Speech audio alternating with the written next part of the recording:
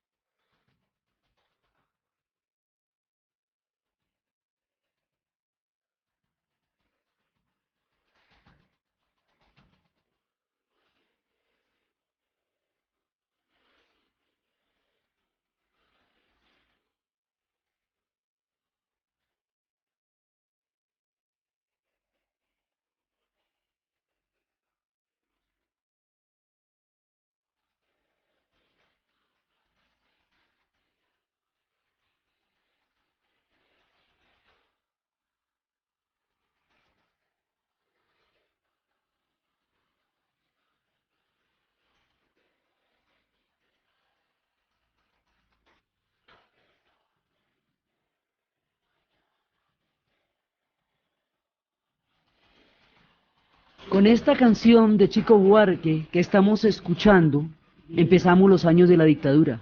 Esta canción salió por la radio, duró 3 días,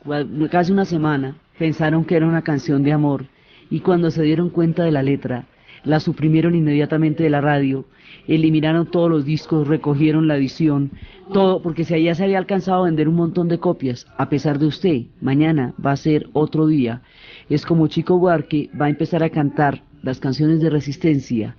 durante uno de los episodios más oscuros de toda la historia del Brasil y sobre todo de la historia moderna del Brasil, son los años de la dictadura. Resulta que después de Juscelino Kubitschek y de toda esa pujanza y de todo ese optimismo y de todo ese cúmulo de logros históricos que el Brasil venía llevando en toda la ventaja que le dio el siglo XIX y el impulso que le dio el siglo XX, Brasil estaba en un proceso de crear unas instituciones democráticas. Desde la época de Getulio habíamos visto que la gente se quejaba de que eso era una dictadura y que no había posibilidad de una institucionalidad democrática en el tiempo de Getulio, y eso dio origen a la formación de partidos políticos y a la formación de grupos políticos, y poco a poco se fue consolidando una institucionalidad, y el momento de madurar eso era durante el tiempo de Kubitschek y después de Kubitschek. Pero después del gobierno de Juscelino Kubitschek, viene Jânio Quadros, y Jânio Quadros, después de un año en el poder, se dice que va a renunciar por motivos terribles, por presiones terribles que nunca supimos, como en las telenovelas, por el tipo de murió en el 92 y no alcanzó a contar qué era lo terrible que le había pasado. Y después vienen lo que va a ser Brizola y João Goulart y Jânio Quadros, primero Jânio Quadros y luego Brizola y Goulart. Ahí viene un periodo de inestabilidad política. Y ese periodo de inestabilidad política, cuando la democracia recién se está formando, porque es que esto aquí ahora es democracia, no que primero fue un imperio y después fue una república bajo un gobierno, digamos, bajo un poder militar muy grande, hasta ahora como que es el momento en que se están gestando las instituciones democráticas en el Brasil, sea la década de los 60. Pero resulta que cuando los gobiernos, cuando las repúblicas se están formando, cuando las instituciones democráticas están empezando a entrar en el juego de las diferencias de partidos, son terriblemente frágiles, son terriblemente inestables porque están empezando a cimentarse y son terriblemente vulnerables. Cuando hay una crisis de gobernabilidad, porque nadie sabe manejar este proceso de formación de las instituciones democráticas del Brasil, se va dando una polarización de lado y lado de la sociedad por el contexto internacional que está viviendo el mundo en ese momento y por las mismas contradicciones que hay en el Brasil en términos de tanta gente excluida de los proyectos de riqueza y las influencias de lo que está pasando en el mundo y la confusión de lo que está pasando en el mundo con lo que está pasando en el Brasil va a dar como resultado una catástrofe que van a ser 25 años de dictadura, un golpe militar aterrador, digamos, gradual y aterrador, que va a traer uno de los episodios no solamente más terribles de la historia del Brasil,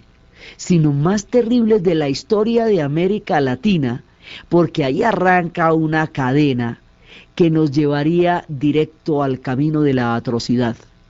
Entonces, lo que pasa es lo siguiente: en el mundo estamos en el contexto de la Guerra Fría. Y en la Guerra Fría comenzó en Europa con las conferencias de Yalta y Potsdam, cuando los Estados Unidos y la Unión Soviética se reparten el mundo en zonas de influencia. Y la Unión Soviética tiene la influencia sobre lo que va a ser la Europa Oriental y los Estados Unidos sobre la América Latina. En ese punto,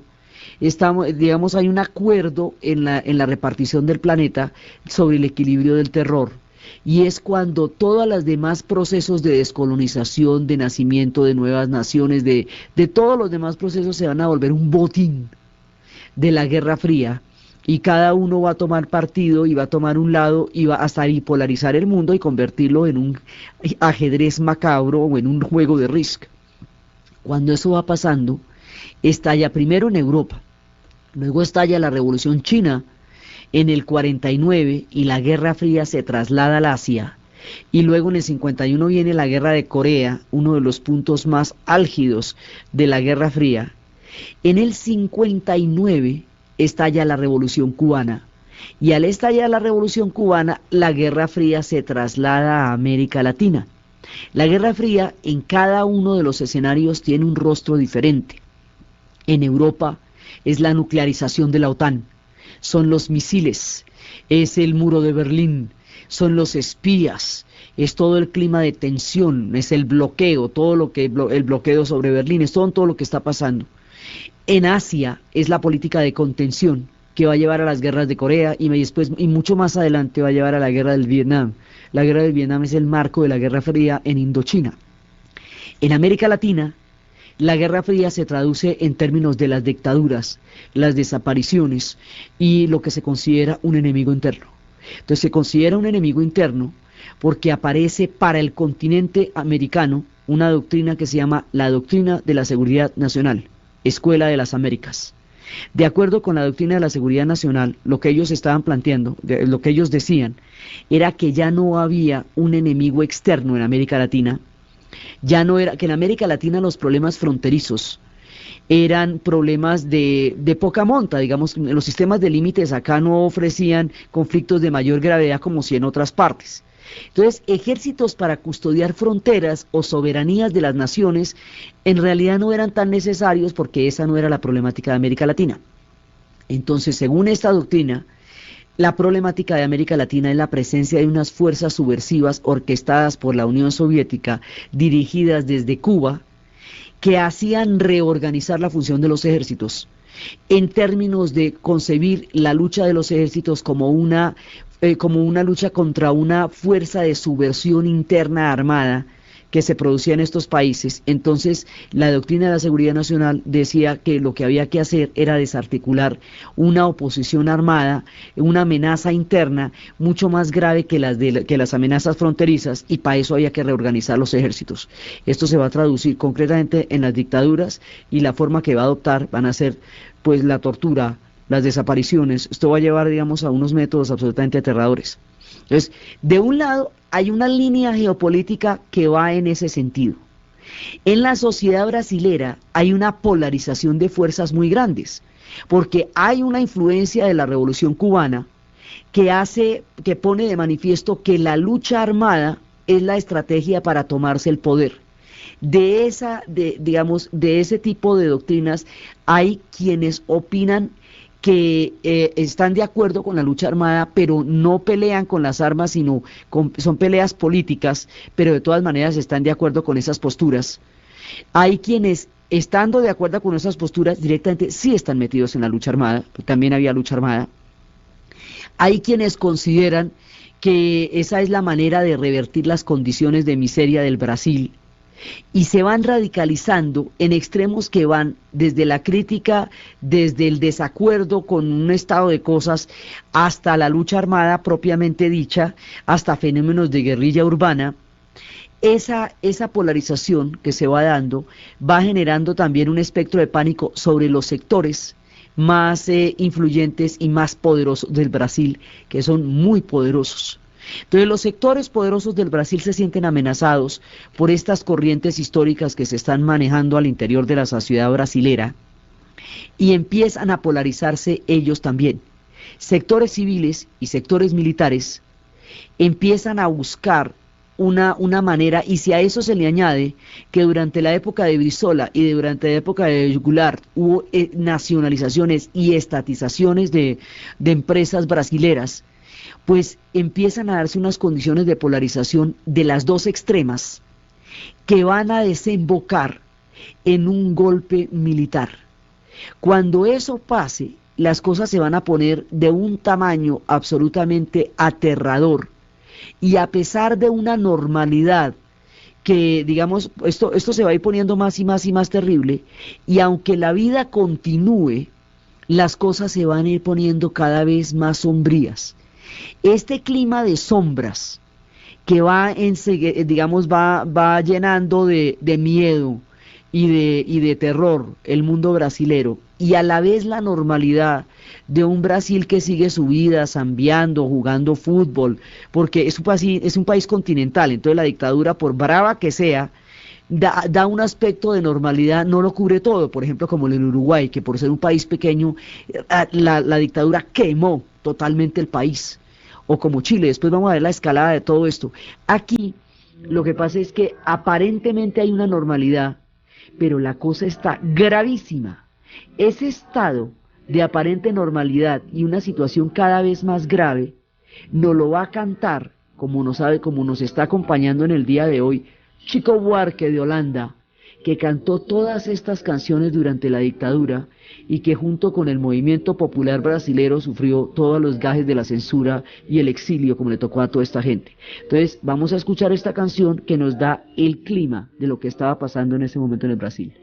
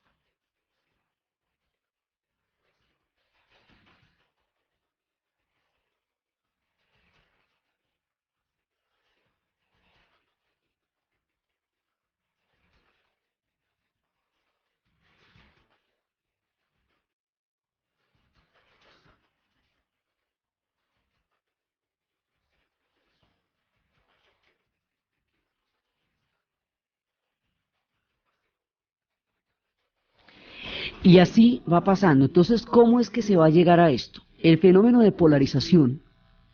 va llevando a que surjan tendencias de extrema derecha en el Brasil, tendencias civiles y tendencias militares.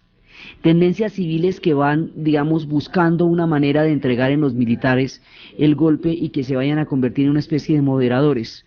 Y hay sectores moderados que lo que quieren es evitar un viraje de izquierda que se presentara con Brizola y con Goulart y que se presentara como una especie de amenaza. El mundo está bajo un grado de polarización en que los procesos interiores de los países no se pueden ver sino dentro del marco del avance del comunismo o del avance del capitalismo. Entonces, como la Guerra Fría era un marco ideológico absolutamente implacable, porque si usted estaba para un lado, entonces era de ese lado, y si estaba para el otro, era del otro lado. Era, por un lado, los Estados Unidos, en nombre de la democracia y de la libertad, allí donde se viera amenazada, se sentían con toda la autoridad de meterse porque era una política de protección. Y la Unión Soviética, por el lado de la justicia de la patria, de la justicia social y la patria de los trabajadores, allí donde se dieran procesos también los entraba a alimentar. Entonces, cualquier proceso que se diera quedaba en manos de la Guerra Fría. La idea de unos gobiernos medianamente progresistas en aquel momento parecían de izquierda y daban la sensación de que el comunismo, porque el impacto de la Revolución Cubana en el continente, el bloqueo continental que se le va a hacer a Cuba, el veto de la OEA, caldeó el ambiente político de América Latina y lo puso a punto al rojo vivo. Entonces, cualquier viraje que sonara a estatización o que sonara a izquierda o que sonara progresista, inmediatamente era interpretado por Washington como una tendencia de izquierda que debería ser intervenida. Eso desde el punto de vista de Washington. Desde el punto de vista de los sectores del poder del Brasil, era amenazaba los intereses por tibio que fuera, y entonces ellos estaban buscando una moderación militar para detener ese proceso. Y la lucha armada, digamos, la guerrilla urbana, que en ese momento estaba surgiendo en el Brasil, justificaba la represión porque daba rostro a la preocupación que estaban sintiendo en ese momento las clases poderosas. Mejor dicho, se botó el hambre con la gana de comer, porque unos estaban dando papaya, en la medida en que la lucha armada justificaba todo tipo de represión sobre ella, porque, digamos, le da rostro. Había quienes desde el punto de vista del Partido Comunista no entraban en lucha armada, pero sí recibían, digamos, instrucciones desde Moscú, porque estamos en la Guerra Fría. Había quienes, en el sentido de la Revolución Cubana, creían que la lucha armada era la única manera de cambiar la situación. Y también había muchos otros sectores que no eran partidarios ni de lo uno ni de lo otro, pero que simplemente tenían pensamientos progresistas, corrientes de música popular, cineastas. Digamos, el impacto de la represión que la dictadura va a ir ejerciendo sobre el Brasil, en últimas no va a considerar qué tan involucrada esté la gente, qué tan seriamente amenace al régimen, y va a terminar por ahogar cualquier tipo de disidencia o desacuerdo, y va a establecer raseros parejos sobre el intelectual, sobre el cantautor, lo mismo que sobre el guerrillero urbano, y aquí va a llover plomo para todo el mundo y esto se va a poner de color hormiga. Y esa manera como se va ensombreciendo ese incipiente proceso de democratización que estaba iniciando el Brasil es lo que vamos a ver después de la pausa.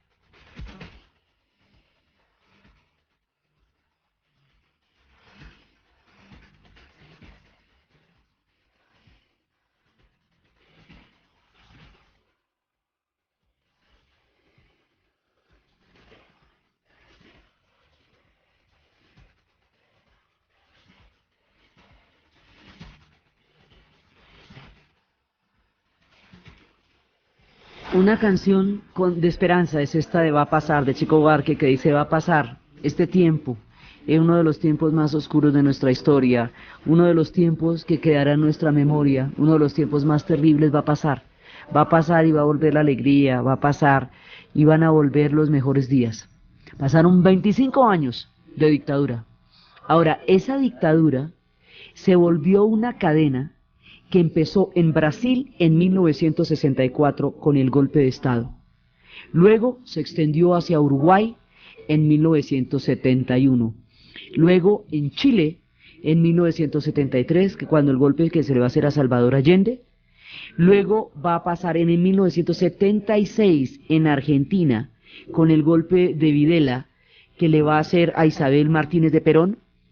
Y así se va a formar el tiempo de las dictaduras del Cono Sur, que va a cubrir Brasil, Argentina, Uruguay, Paraguay y Chile, todo el cono del continente, metido bajo la doctrina de la seguridad nacional, bajo el tiempo de las torturas y las desapariciones, bajo el tiempo del futuro Plan Cóndor, que será una persecución a todos los intelectuales y a todos los disidentes, donde a través de las fronteras van persiguiendo de un país al otro, de un estado al otro, a todos los disidentes. Uno de los periodos más complejos de la historia, que aún no se ha juzgado por completo porque quedó bajo el manto de las leyes de perdón y olvido. Uno de los procesos que además retardó 25 años en el Brasil la formación de una institucionalidad democrática, porque después de la dictadura ni siquiera van a poder tener elecciones directas, sino elecciones indirectas, y eso va a ser un camello para que les toque otra vez elecciones directas. Es decir, Brasil se para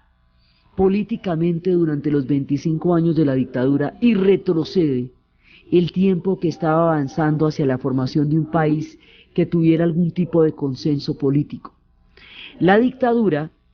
va a entrar, Brasil es el pionero, y entonces a Brasil le van a meter todos los juguetes, toda la ficha, porque Brasil es el país continental, el más grande, el de mayor importancia estratégica, el de mayor riqueza. De hecho, Brasil es, digamos,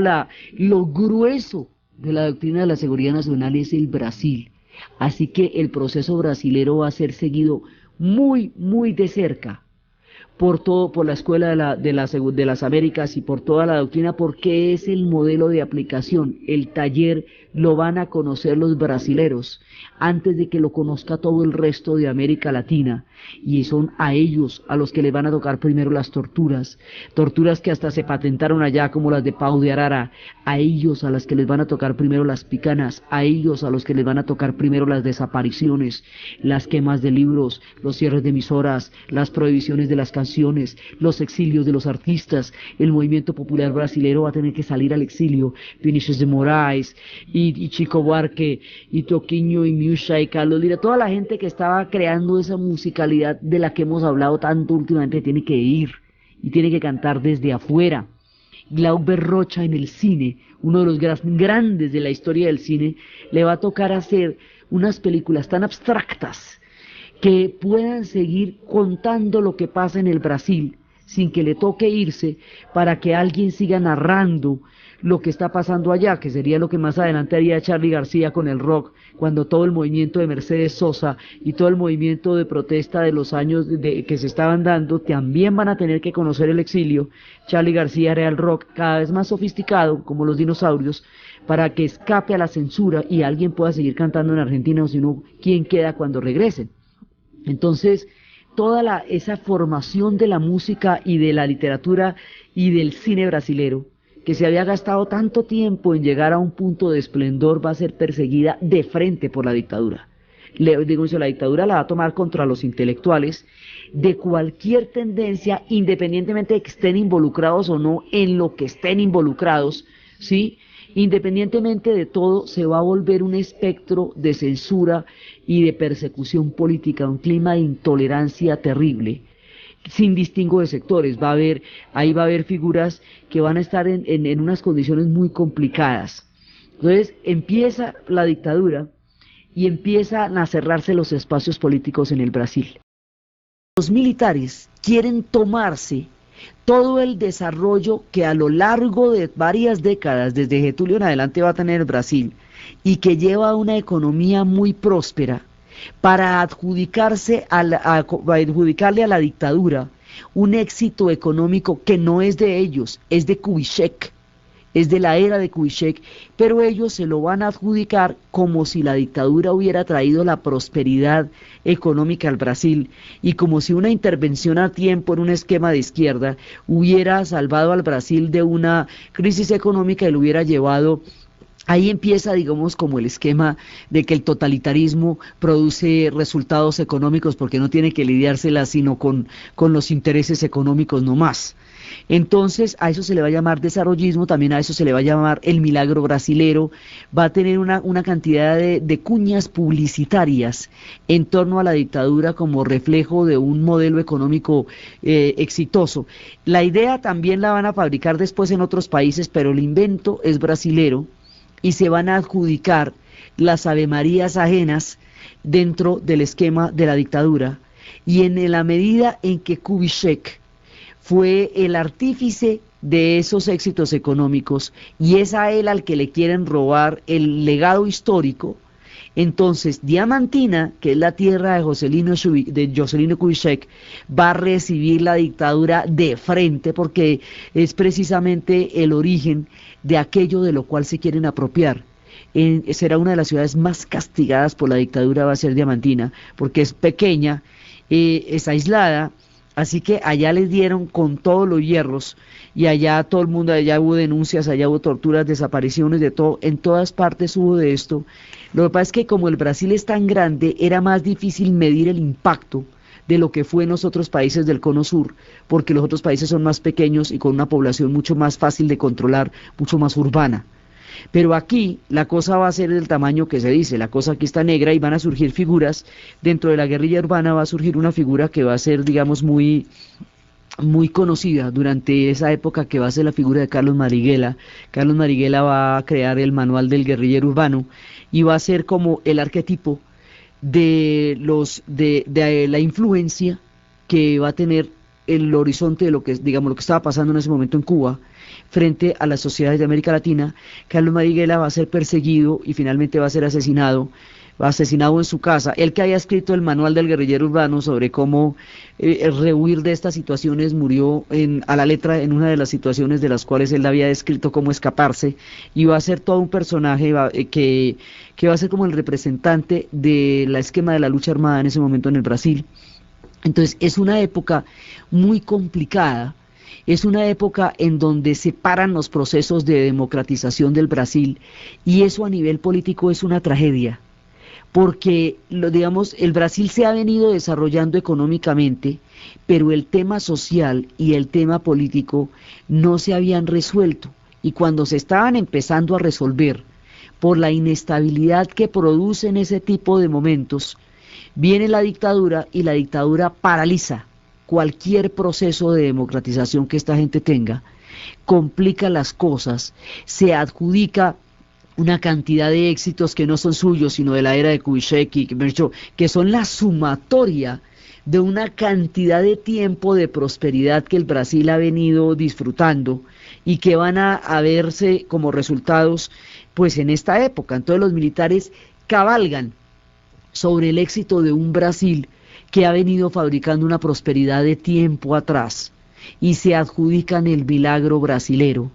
se inventan lo que va a ser el esquema de la aplicación de la doctrina, empiezan a aparecer los escuadrones de la muerte empiezan a sacar a la gente de sus casas a medianoche para desaparecerla, pegarle un tiro de gracia y botarla en diferentes lugares, y este macabro esquema se va a reproducir después en el resto del continente y va a llegar a los extremos más terribles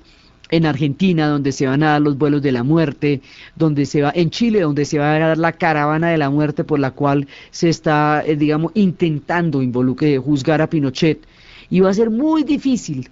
juzgar estos actos y estos crímenes de lesa humanidad, porque las leyes de perdón y olvido van a amparar a los dictadores,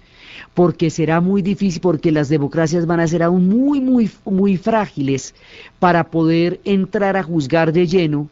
el impacto y el grado de culpabilidad y de responsabilidad política de derecha y de izquierda que hay acá. porque hubo fuerzas de izquierda que polarizaron esto hasta niveles, hasta los niveles de represión que llegó. Digamos, aquí la debe, mucha gente la debe, y la dictadura cometió todos los extremos del mundo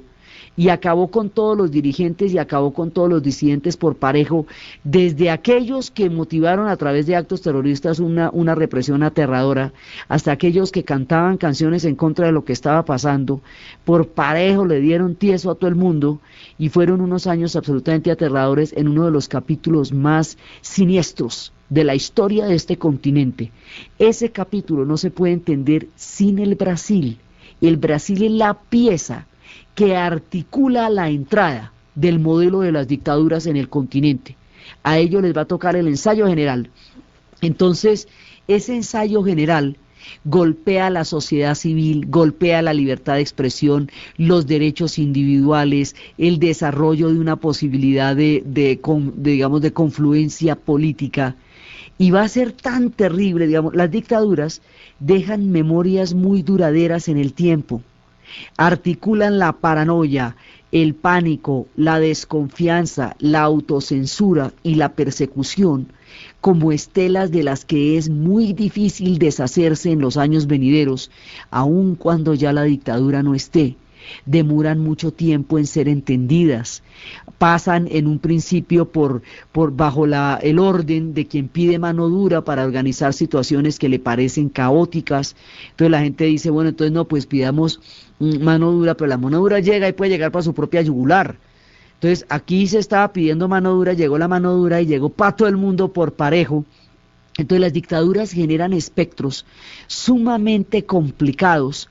Por eso van a pasar o sea, esto dura 25 años, van a pasar más de 40 años, casi 30 años después va a haber un proceso en que se pueda permitir la suficiente reflexión,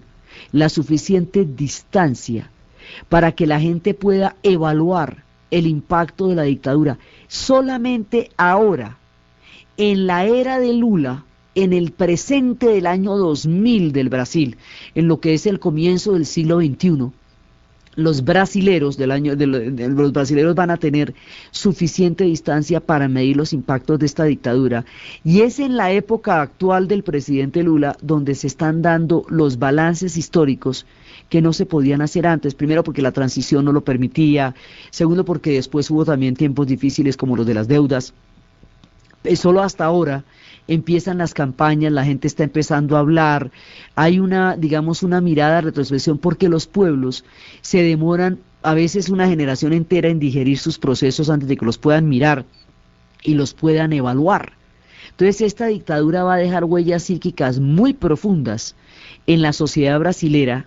y va a hacer que el retorno a la democracia sea lento, gradual,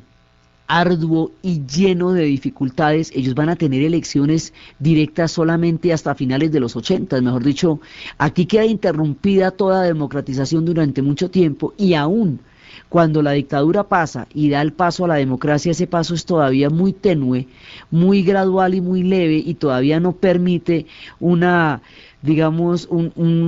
posibilidad plena de ejercer los derechos. O sea, retarda la madurez política de un país que estaba en condiciones de empezar a desarrollar un juego democrático que no había tenido la oportunidad de ser antes, por el hecho de haber sido imperio y por el hecho de haber tenido, poderes militares tan supremamente fuertes, gremios tan supremamente poderosos, porque es que aquí se mueven poderes, ya hemos visto, con toda esa mano de riqueza que ha desarrollado el Brasil, pues se pueden mover poderes de un tamaño inimaginable en términos económicos. Entonces es un tiempo en que, como hacen las dictaduras, se acalla todo discurso político, se le da una preeminencia a los discursos económicos, no se vuelve a hablar sino de desarrollo y de progreso en términos de infraestructura y en términos de modelos económicos, digamos como son las características de la dictadura, y se le hace un daño terrible a la formación de una sociedad civil en el Brasil durante 25 años. De eso se están reponiendo hasta ahora. Cuando este proceso dura desde el 64, se endurece en el 68. En el 68 va a haber lo que llaman un golpe dentro del golpe. Es decir, había dentro de los golpistas sectores más moderados y sectores más líneas duras. La línea dura, digamos ya el punto de quiebre de los escuadrones de la muerte, la mano libre a todo tipo de represión oficial y extraoficial, se instaura desde el 68. En el 64 empiezan a suprimir las garantías individuales, empiezan a restringir los derechos, pero en el 68 la Constitución la desbaratan para entrar de lleno en un tema de dictadura y en un tema de supresión de todas las libertades políticas. Pasarán muchos tiempos antes de que esta gente pueda retomar el camino en el que iba y construir una sociedad civil y entrar a establecer un Brasil donde haya algún tipo de consenso de diferentes sectores sociales que se puedan jugar en un terreno democrático. Mucho tiempo, los 25 años y la transición de después, y las huellas psíquicas de todo el sufrimiento que el Brasil tuvo durante los años más siniestros, los años del chumbo como llaman ellos. Esto, como todo en la historia, pasará y tiempos mejores vendrán, pero esta es la época más, digamos, más dura y más terrible de cuantas ha habido el Brasil en la época moderna, y todavía los recuerdos están vivos dentro de la sociedad brasilera en un intento por buscar una interpretación que les permita convivir con su pasado en el momento del presente. Entonces, nosotros estamos en los años de la dictadura. En el próximo programa vamos a ver cómo se formaron las culturas brasileras en la literatura, en la música, en el cine, porque paralelamente todos esos movimientos se fueron dando, aunque la dictadura los hubiera atravesado, esos movimientos también estaban dándose, y también luego vamos a ver cómo se revierte este proceso y cómo Brasil va continuando su historia para llegar hasta el presente. Entonces, desde los momentos en que empieza a ensombrecerse una historia que parecía abrirse hacia la luz de un tiempo que nunca llegó para ellos, desde los años de la dictadura, del exilio, de la censura, desde los tiempos en que la cosa estaba realmente negra, desde cuando a pesar de usted iba a suceder un nuevo día, desde los tiempos más bravos de la historia de Brasil, en la narración de Ana Uribe, en la producción Jessy Rodríguez, y para ustedes feliz domingo.